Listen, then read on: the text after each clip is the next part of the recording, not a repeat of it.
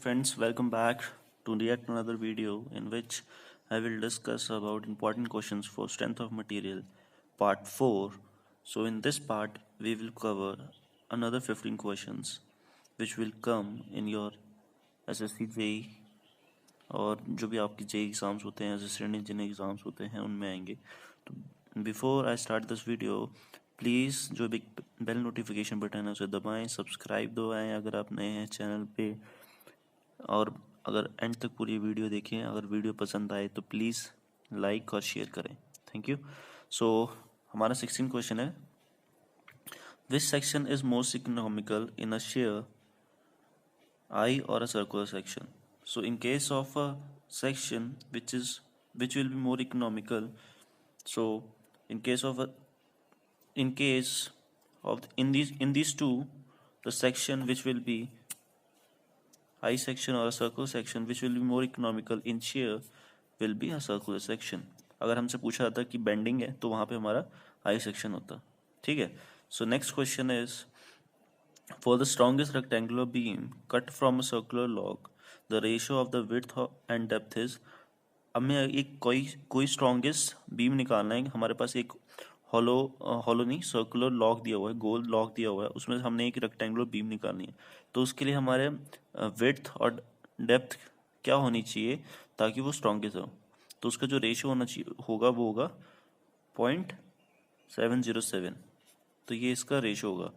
तो हम जो सर्कुलर लॉग काट रहे हैं वो इस तरह से कटना चाहिए, जैसे मान लो ये एक सर्कुलर लॉग है, ठीक है, और ये हमारा एक रेक्टेंगल है, ठीक है. ये कुछ इस तरह से कटना चाहिए कि उसकी जो ब्रेथ है वो d/3 हो.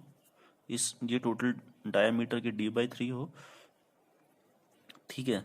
ये हमारी ये ब्रेथ आ जाएगी हमारी √, ये ब्रेथ आ जाएगी हमारी b/√3, ठीक है.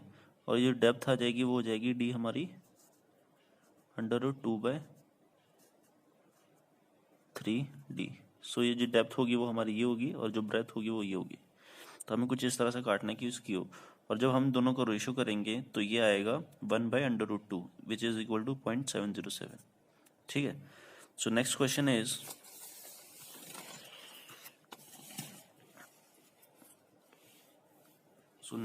Is, what will be the maximum shear stress to the average shear stress for a rectangular and a circular section.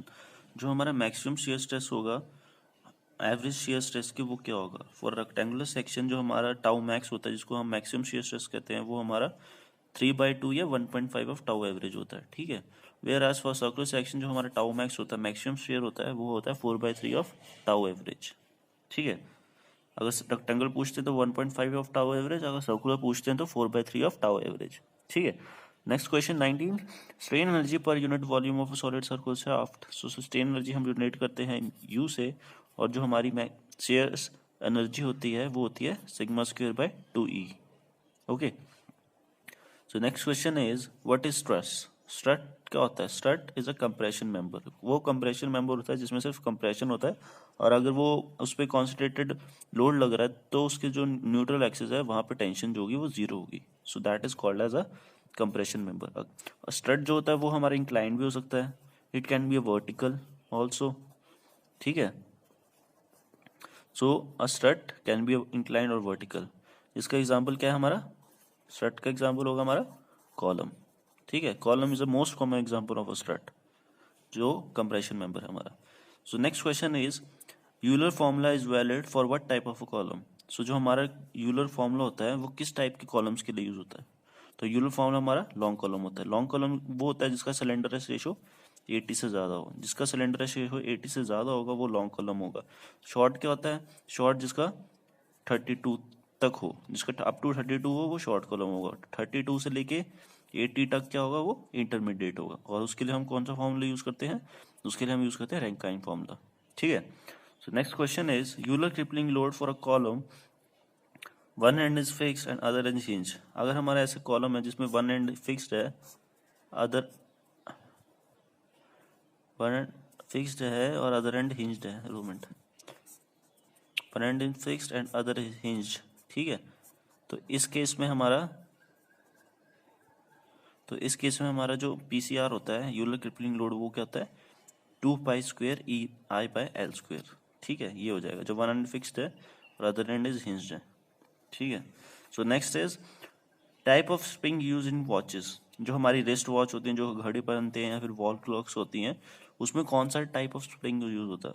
उसमें यूज होता है हमारा फ्लैट स्प्रिंग। फ्लैट स्प्रिंग जैसे यूज होता है, फॉर एग्जाम्पल मान लो घड़ी में 1 बज रहा है या फिर 12 बज रहे हैं, अगर उसमें वो स्प्रिंग नहीं होगा, फ्लैट स्प्रिंग नहीं होगा, तो उसकी जो नीडल होगी वो सीधा, जो अगर 1 बज रहा है 12 से सीधा 6 पे आ जाएगी, क्योंकि ग्रेविटी एक्ट करेगी। अगर 1 बज रहा होगा तो सीधा 6 पे आ जाएगी। तो फ्लैट स्प्रिंग इसलिए यूज करते हैं ताकि जो उसकी नीडल है वो उसको कंट्रोल कर सके हम। ठीक है। So next question is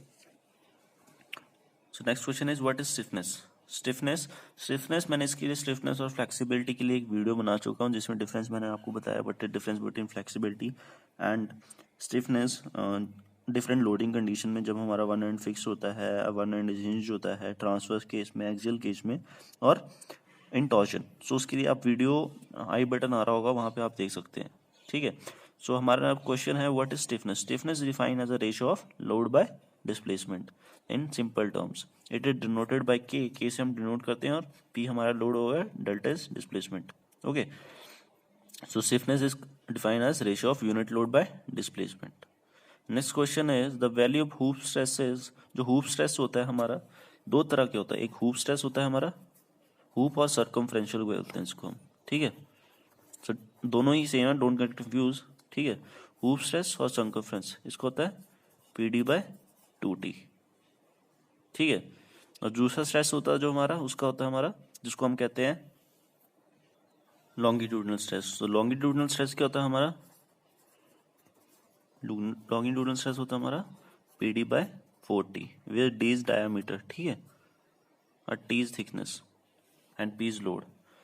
next question is unit of second movement of inertia. जो सेकंड मूवमेंट ऑफ इनर्शिया होता है, उसकी यूनिट क्या होती है? So it is given by mm⁴।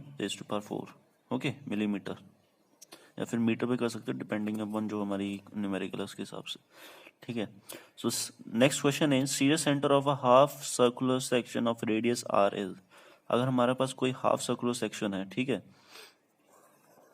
Half circular section है, तो उसका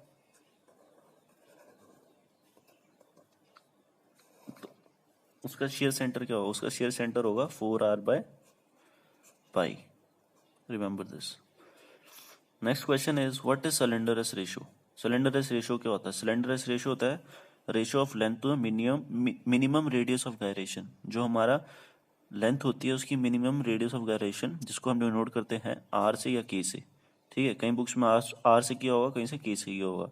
सो don't get confuse over that. तो इसको हम डिनोट करते हैं लैम्डा से, and it is equal to L/r। ठीक है। सिलेंडरस रेशियो हमने पिछली अभी न्यूमेरिकल्स में पढ़ा है कि जो L/r होता है वो यूलर्स के लिए कितना होता है, रैंकाइन के लिए कितना होता है, लॉन्ग कॉलम के लिए कितना होना चाहिए। ठीक है, तो वो वहाँ पर यूज होता है।